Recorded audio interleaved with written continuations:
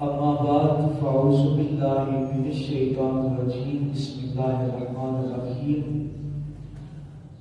قال اللہ تبارک و تعالی فی الکلام المجید والفرقان الحمید والکتاب المبین انا انزلناہ فی لیلۃ مبارکۃ انا کنا منذرین آمنت باللہ صدق اللہ العظیم وصدق رسولہ النبی الکریم الامین ان اللہ وملائکتہ یصلون علی النبی یا ایھا الذین آمنوا صلوا علیہ وسلموا تسلیما۔ درود پاک پڑھ لیجیے، اللہم صل علی سیدنا و مولانا محمد وبارک وسلم وصلی علیہ۔ الصلاۃ والسلام علیک یا سیدی یا رسول اللہ وعلا آلکہ و اصحابکہ یا حبیب اللہ۔ تمام تعریفیں حمد و ثنا اللہ جل وعلا الکریم کی ذات مبارکات کے لیے جو خالق کائنات بھی ہے اور مالک شجاعت بھی۔ اللہ جل وعلا کی حمد اور حضور رسالت پاک صلی اللہ علیہ وآلہ وسلم کی حضور ناز میں ہدیہ درود و سلام پیش کرنے کے بعد انتہائی واجب الاحترام برادران اسلام، السلام علیکم ورحمۃ اللہ تعالی۔ آج کی گفتگو شعبان المعظم بابرکت مہینہ اس کے عنوان سے اور شب برات کے عنوان سے ہے۔ اللہ رب العزت کے حضور دعا گو کہ اللہ مجھے حق اور سچ بیان کرنے کی توفیق عطا فرمائے اور ہم سب کو حق سچ سن کر اس پر عمل کرانے کی توفیق عطا فرمائے۔ برادران اسلام، شعبان المعظم یہ اسلامی تاریخ کا 8واں مہینہ ہے اور حضور علیہ الصلوۃ والسلام کی حدیث طیبہ ہے۔ میرے آقا صلی اللہ علیہ وآلہ وسلم نے ارشاد فرمایا کہ شعبان کو تمام مہینوں پر ایسے ہی فضیلت حاصل ہے جیسے کہ مجھے تمام نبیوں پر فضیلت حاصل ہے، اور کہا رمضان المبارک کو تمام مہینوں پر ایسے فضیلت حاصل ہے جیسے کہ اللہ تعالیٰ کو اس کی مخلوق پر، اس کے بندوں پر فضیلت حاصل ہے۔ تو یہ دونوں مہینے بڑے برکت والے ہیں، رحمت والے ہیں اللہ کی، اور فضل و کرم کے مہینے ہیں۔ قرآن مجید کی جو آیت آپ کے سامنے تلاوت کرنے کا شرف حاصل کیا، اللہ رب العزت اس میں قرآن مجید کے نزول کے مطابق ارشاد فرما رہے ہیں، کہا انا انزلناہ فی لیلۃ مبارکۃ، کہ ہم نے اس کتاب کو مبارک رات میں اتارا۔ اور ایک دوسرے مقام پر اللہ رب العزت نے ارشاد فرمایا انا انزلناہ فی لیلۃ القدر، کہ ہم نے اس قدر والی رات میں قرآن مجید کو اتارا۔ دو فرامین اللہ رب العزت کے ہیں۔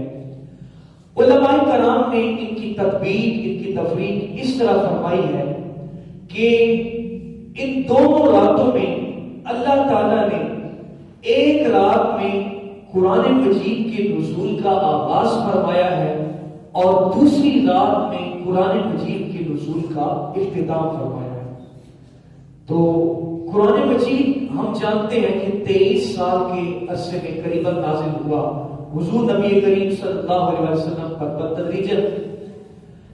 سب سے پہلے پورے کا پورا قرآن اللہ رب العزت نے آسمانی دنیا پر نازل کر دیا، اور یہ جو 2 تاریخوں کا ذکر آتا ہے، 2 راتوں کا، قدر والی رات کا اور اس مبارک برکت والی رات کا، انہی میں اللہ تعالیٰ نے قرآن مجید کو مکمل آسمانی دنیا پر نازل کر دیا، اور پھر اس کے بعد جو جو واقعات ہوتے گئے وہاں سے حضور پر نازل ہوتا رہا۔ یہ اللہ تعالیٰ کا قرآن مجید کے نزول کے معاملے میں اللہ رب العزت کا عمل رہا ہے۔ بہرحال قرآن مجید ایک بابرکت کتاب ہے، اور شعبان المعظم یہ بہت بابرکت مہینہ ہے۔ ایک قول یہ بھی ملتا ہے، علماء کرام فرماتے ہیں کہ یہ جو 15 شعبان کی رات ہے، شعبان المعظم کی 15ویں رات، کہا یہ ایسی بابرکت رات ہے کہ جس میں اللہ رب العزت اپنے بندوں کے اگلے سال کی 15 شعبان تک آنے والے جو بھی معاملات ہوتے ہیں، ان کو جو بھی رزق ملنا ہوتا ہے، جو بھی ان کے اعمال ہوتے ہیں اور ان کا صلہ ہوتا ہے یا اس کی موت اور زندگی ہوتی ہے، اس کے متعلق لکھا جاتا ہے۔ تو یہ اس اعتبار سے بڑی برکتوں والی رات ہے کہ اس میں اللہ کی رحمتیں بھی اترتی ہیں، دعا کی قبولیت بھی ہوتی ہے، نعمتوں کی تقسیم بھی ہوتی ہے اور بڑے بڑے فیصلے کیے جاتے ہیں۔ تو یہ 15 شعبان کی رات ہے، اس رات کو شب برات بھی کہتے ہیں۔ اللہ تعالیٰ کے حبیب صلی اللہ علیہ وآلہ وسلم نے اپنے فرامین میں اس رات کی بڑی فضیلتیں بیان فرمائی ہیں۔ حضور نبی کریم صلی اللہ علیہ وآلہ وسلم کا ارشاد ہے، آقا کریم نے ارشاد فرمایا کہ جو شخص 15 شعبان کی رات کو درود پاک کی کثرت کرے گا، کہا اللہ رب العزت اس کو انبیاء اور فرشتوں کے برابر ثواب عطا کرے گا۔ کتنا بڑا اجر ہے اس رات میں درود پاک پڑھنے کا۔ ویسے تو درود پاک بہت بڑی عبادت ہے، جب بھی ہم پڑھیں گے تو اللہ تعالیٰ اسے قبول فرمائیں گے، لیکن بعض راتیں بڑی فضیلت والی ہوتی ہیں جنہیں اللہ تعالیٰ نے اپنے بندوں کی معافی کو قبول کرنے کے لیے، ان کی دعاؤں کو قبول کرنے کے لیے خاص کر رکھا ہوتا ہے۔ اور شعبان المعظم کی 15ویں بھی یہ وہی رات ہے کہ جس کو اللہ تعالیٰ نے ان مقاصد کے لیے خاص کر رکھا۔ تو حضور نے ارشاد فرمایا کہ جو شخص 15 شعبان کی رات کو، 15ویں رات کو شعبان کی درود پاک کی کثرت کرے گا، کہا اسے انبیاء کرام کے برابر اجر عطا فرمایا جائے گا، فرشتوں کے برابر اجر عطا فرمایا جائے گا۔ تو کتنی فضیلت کی بات ہے۔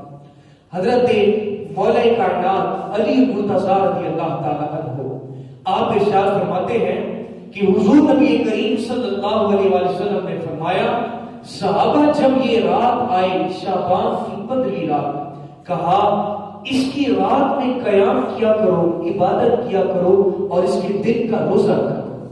خصوصاً تلقین فرمائی حضور نے اس دن کی اور اس رات کی کہ شعبان کی 15ویں کو اپنی رات کو اپنے قیام اور سجدوں کے ذریعے زندہ کرو، اور پھر ارشاد فرمایا کہ اس کے دن میں روزہ رکھا کرو۔ اور اگلی بات حضرت مولا کائنات کہتے ہیں حضور نے ارشاد فرمائی کہ اللہ رب العزت 15 شعبان کی رات کو اپنی شان کے لائق، اپنی شان کے مطابق آسمان دنیا پر تشریف لے کر آتے ہیں اور صدا بلند ہوتی ہے کہ ہے کوئی اللہ سے بخشش طلب کرنے والا، میں اس کو بخشش عطا کروں، ہے کوئی مغفرت طلب کرنے والا، میں اپنے بندے کو مغفرت عطا کروں، ہے کوئی اپنے رزق میں فراوانی اور کشادگی مانگنے والا، میں اس کے رزق کو کشادہ کروں، ہے کوئی مجھ سے اپنے گناہ معاف کروانے والا، اللہ فرماتا ہے میں اس کے گناہوں کو معاف کر دوں۔ حضرت علامہ اقبال نے اس حدیث کو اپنے انداز میں بیان کیا۔ اقبال کہتے ہیں کہ ہم تو مائل با کرم ہیں، کوئی سائل ہی نہیں ہے، کہ اللہ کی رحمتیں تو انتظار میں بیٹھی ہیں کہ میرے بندے میرے پاس آئیں اور میں ان کی بخشش کر دوں۔ ہم تو مائل با کرم ہیں، کوئی سائل ہی نہیں، راہ دکھلائیں کسے، کوئی راہ روے مجھ سے نہیں، کہ تم آنے والے تو بنو، آ کر تو دیکھو، اللہ تعالیٰ سے مانگ کر تو دیکھو، وہ تمہیں بے حساب عطا کرے گا۔ تو یہ 15 شعبان کی جو رات ہے، اس مہینے کی 15ویں رات، اس کے متعلق فرمایا جا رہا ہے کہ اللہ کی رحمتیں بندے کو پکارتی ہیں کہ آ جاؤ مجھ سے معافی مانگ لو، میں تمہیں معاف کر دوں گا، آ جاؤ میرے کرم کے طلبگار اور سوالی بن جاؤ، میں تمہیں اپنا کرم عطا کر دوں گا۔ حضرت ابو نصر بن سعید رضی اللہ تعالیٰ عنہ حدیث پاک بیان کرتے ہیں، میرے آقا صلی اللہ علیہ وسلم نے ارشاد فرمایا کہ شعبان کا مہینہ تھا اور شعبان کی 13ویں رات تھی کہ حضرت جبریل حضور علیہ السلام کی خدمت میں آتے ہیں اور عرض کرتے ہیں، یا رسول اللہ صلی اللہ علیہ وسلم، حضور اٹھیے، تہجد کا وقت ہو گیا ہے، نماز تہجد ادا کیجیے۔ ہم پر 5 نمازیں فرض رہتے تھے، لیکن حضور نبی کریم صلی اللہ علیہ وسلم پر 6 نمازیں فرض تھی، اور جو 6ٹھی نماز تھی وہ نماز تہجد ہے۔ حضور فرماتے ہیں جبریل آئے اور مجھے بیدار کیا، عرض کیا آقا تہجد کا وقت ہو گیا ہے اور اپنے رب کی عبادت کیجیے. اور آج بڑی برکت رات ہے. آج کے دن اپنی امت کے حق میں اپنے رب کے حضور سوال دراز کیجیے. ہاتھ اٹھائیے. حضور فرماتے ہیں میں نے نماز تہجد ادا کی, میں نے امت کے حق میں دعا کی, تو حضرت جبریل تھوڑی دیر میں آتے ہیں اور عرض کرتے ہیں یا رسول اللہ, اللہ رب العزت نے آپ کی امت کا 1/3 حصہ آپ کے حوالے کر دیا ہے. آپ چاہیں تو ان کی بخشش فرما دیں, چاہیں تو ان کو اللہ تعالیٰ کی بارگاہ سے انصاف دے دیں. حضور فرماتے ہیں کہ میں نے پوچھا جبریل یہ تو 1/3 امت ہے. حضور روتے ہیں اور گریہ زاری کرتے ہوئے پوچھتے ہیں جبریل بتاؤ 2/3 امت کا کیا ہوگا. حضرت جبریل عرض کرتے ہیں یا رسول اللہ مجھے کچھ خبر نہیں. یہ کہہ کر رخصت ہو گئے. آقا کریم فرماتے ہیں 14ویں کی رات آئی, پھر حضرت جبریل حاضر ہوئے اور عرض کی یا رسول اللہ نماز تہجد ادا کیجیے اور اپنی امت کے حق میں دعا کیجیے. میرے آقا فرماتے ہیں میں نے وہی عمل کیا اور دعا کی. تو حضرت جبریل پھر حاضر ہوئے, عرض کی آقا آپ کے رب کی طرف سے خوشخبری لے کر آیا ہوں کہ آپ کے رب نے آپ کی 2/3 امت کا معاملہ آپ کے ہاتھوں میں دے دیا ہے.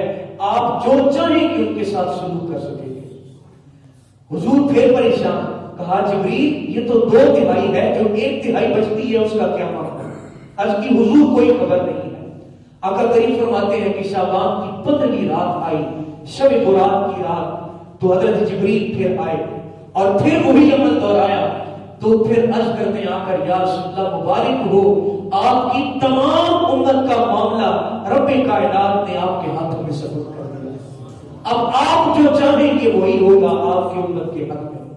میرے نبی تو وہ کریم نبی ہیں کہ جب اللہ تعالیٰ نے شرف معراج بخشا, حضور کے لیے جو سواری تھی براق, میرے آقا اس پہ سوار ہونے لگے تو آقا کریم علیہ السلام کی آنکھیں آبدیدہ ہوئی. کہا جبریل میرے پروردگار سے پوچھو تو صحیح کہ مجھے اتنا مرتبہ اور اتنی شان دے رہا ہے, کیا میرے رب نے میری امت کی بخشش فرما دی ہے کہ نہیں.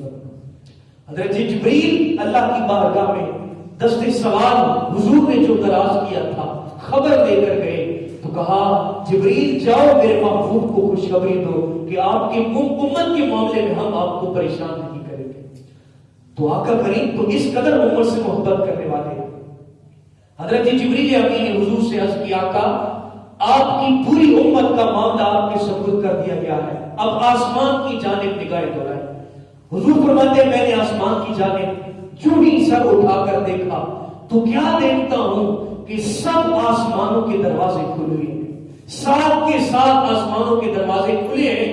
اور حضور فرماتے ہیں کہ جتنے بھی فرشتے ہیں وہ سب اللہ کے حضور سجدہ ریز ہیں اور میری امت کی بخشش کے لیے دعائیں کر رہے ہیں. اس سے بڑھ کر بھی کوئی فضیلت کی بات ہو سکتی ہے, اس سے بڑھ کر بھی کوئی مرتبے اور مقام کی بات ہو سکتی ہے. تو آقا کریم فرماتے ہیں میں نے ساتوں آسمانوں کے دروازے پر دیکھا کہ فرشتے کھڑے ہیں اور وہ پکار رہے ہیں اور میری امت کے حق میں دعائیں کر رہے ہیں. یہ کون سی رات تھی؟ میرے آقا فرماتے ہیں کہ یہ شعبان کی 15ویں رات تھی, شب برات کی رات تھی.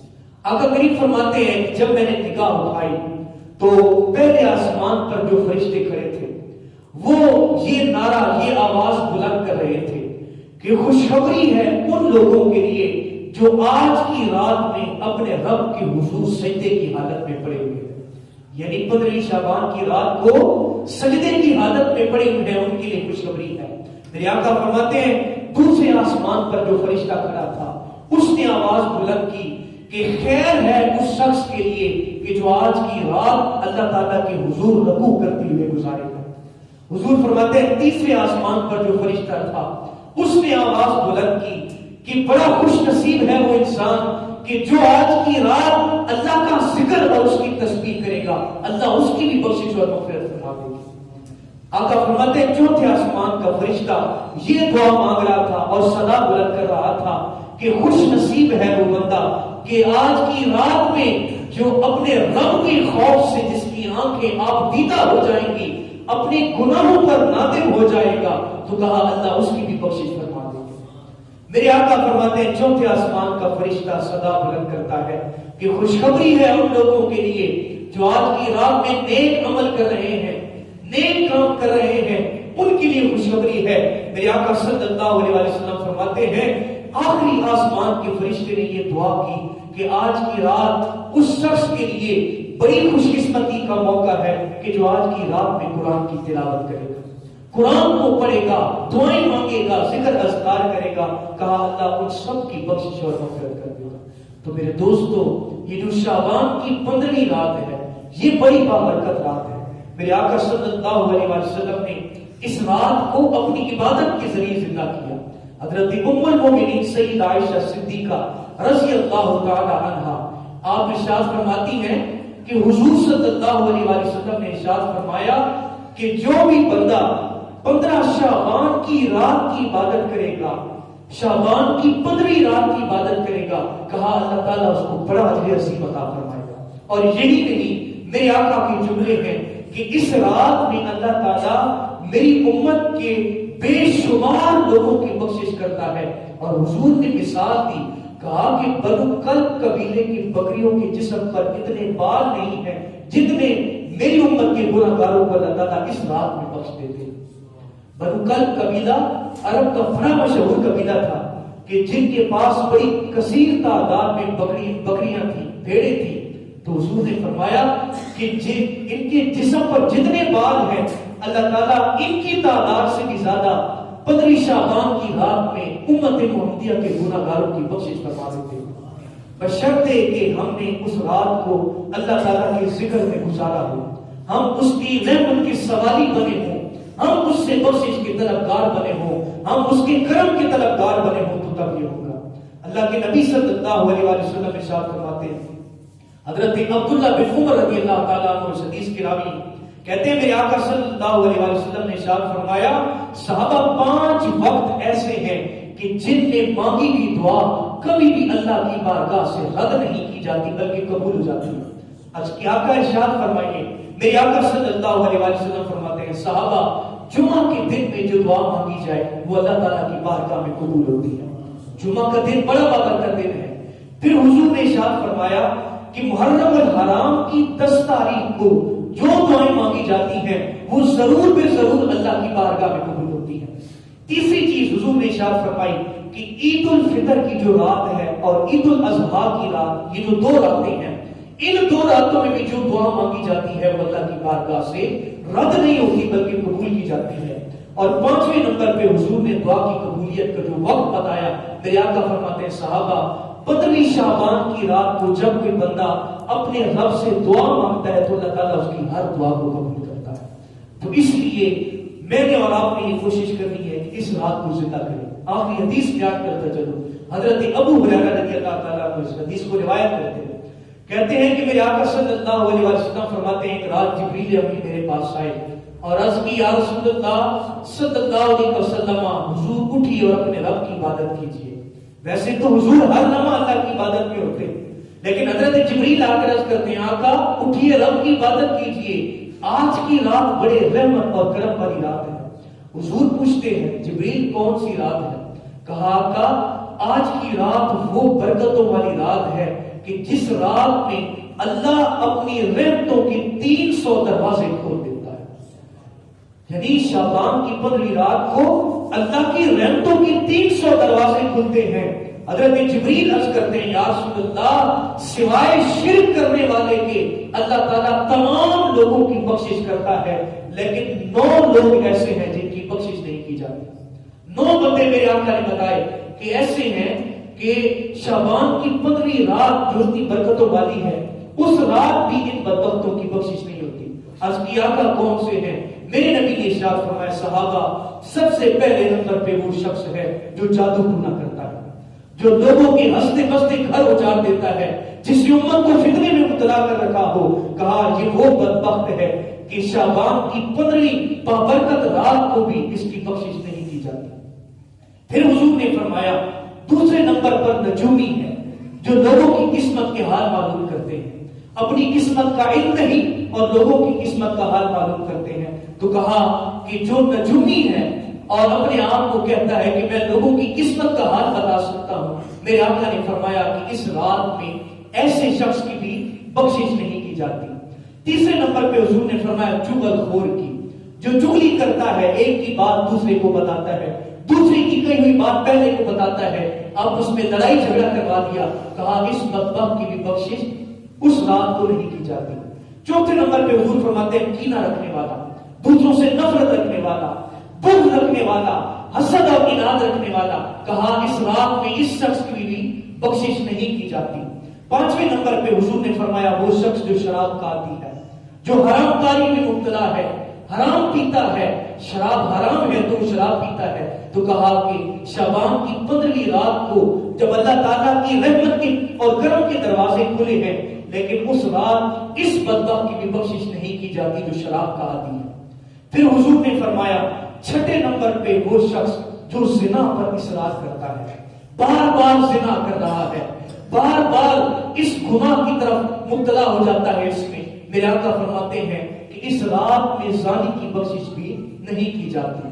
اس کے بعد حضور فرماتے ہیں 7ویں نمبر پہ وہ بندہ جو مسلسل سود کھاتا ہے، حرام کا مال کھاتا ہے اور سود پر اس کا اصرار ہو گیا ہے، بار بار کھا رہا ہے، تو حضور فرماتے ہیں کہ اس رات میں سود خور کی بخشش بھی اللہ تعالیٰ نہیں فرماتے۔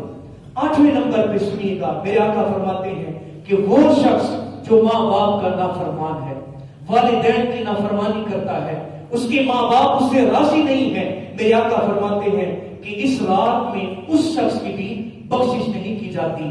اور آخر پہ حضور نے ارشاد فرمایا وہ شخص جو لوگوں کے ساتھ تعلقات توڑتا ہے، ان کے ساتھ رشتہ داریاں توڑتا ہے، تعلق توڑتا ہے، تو کہا یہ وہ 9 لوگ ہیں جب تک یہ سچی توبہ نہیں کرتے تب تک اللہ تعالیٰ ان کی بخشش نہیں فرمائیں گے، چاہے وہ کتنی ہی برکت اور عظمت والی رات کیوں نہ ہو۔ تو یہ 9 گناہ ایسے ہیں، حضور فرماتے ہیں کہ جب تک ان کی توبہ نہ کی جائے اور دوبارہ ان کی طرف لوٹنے کا عزم نہ کیا جائے کہ ہم ان کی طرف نہیں لوٹیں گے، تب تک اللہ تعالیٰ اس کی بخشش نہیں کرتے۔ ان 9 لوگوں کے علاوہ حضور فرماتے ہیں کہ شب برات کی رات کو، شعبان کی 15ویں کی رات کو اللہ تعالیٰ ہر بندے کی بخشش کر دیتا ہے، بشرطے کہ ہم اللہ سے اس کی طلب مغفرت کی طلبگار ہوں، اس کی توبہ کی طلبگار ہوں۔ تو ابھی 11 شعبان ہے آج، اس لیے تمام لوگ کوشش کریں کہ شعبان کی 15ویں رات کو ضرور زندہ کریں، نوافل کی کثرت کریں، تاکہ جب ہمارے اگلے سال کا پورا معاملہ لکھا جا رہا ہو کہ اس بندے کو اتنا رزق دیا جائے گا، اتنا اس کا اللہ تعالیٰ کے ساتھ تعلق ہوگا، اتنی اسے مال کی فراوانی دی جائے گی، تو ہماری وہ گھڑیاں جو ہیں وہ رب کے حضور کی عبادت میں گزرنی چاہیے، اسے یاد کرتے ہوئے گزرنی چاہیے۔ اللہ رب العزت کے حضور یہ دعا ہے کہ اللہ مجھے اور آپ کو دین اسلام پر چلنا ہمارے لیے آسان بنائے، ہمیں اسلام کی سمجھ کو عطا فرمائے۔ وما علینا الا